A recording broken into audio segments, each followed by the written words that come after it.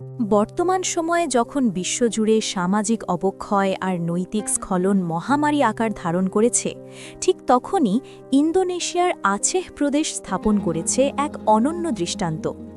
সমাজকে অশ্লীলতা ও পাপের পঙ্কিলতা থেকে মুক্ত রাখতে তারা পবিত্র কুরআন ও শরিয়া আইনের পূর্ণাঙ্গ বাস্তবায়নে বদ্ধপরিকর।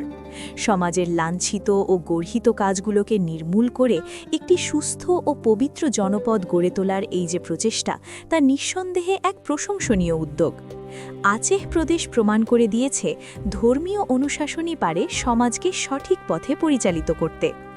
এই কঠোর কিন্তু ন্যায়পরায়ণ শরিয়া আইনেরই এক বাস্তব চিত্র সম্প্রতি ফুটে উঠেছে আচেহের রাজপথে।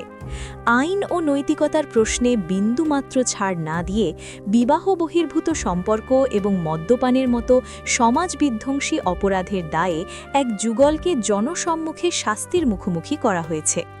গত ১৯শে জানুয়ারি সকালে অপরাধের প্রায়শ্চিত্ত হিসেবে তাদের ওপর নেমে আসে বেত্রাঘাতের নির্দেশ। লক্ষ্য ছিল একটাই, সমাজকে কলুষমুক্ত করা এবং অন্যদের জন্য দৃষ্টান্ত স্থাপন করা।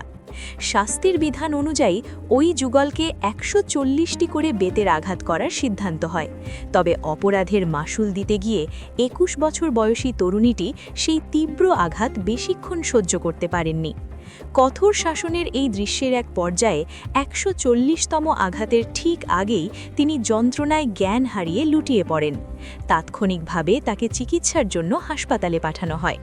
ওই একই দিনে আরও ৪ জনকেও অনুরূপ অপরাধের জন্য এই শরিয়া আইনের আওতায় শাস্তি প্রদান করা হয়েছে। মানবাধিকার কর্মীরা বিষয়টিকে ভিন্নভাবে দেখলেও আচেহ প্রদেশের প্রশাসনের কাছে এটি নিছক শাস্তি নয়, বরং এটি হলো সমাজকে পাপমুক্ত রাখার এবং ধর্মীয় মূল্যবোধ সমুন্নত রাখার এক আপোষহীন লড়াই।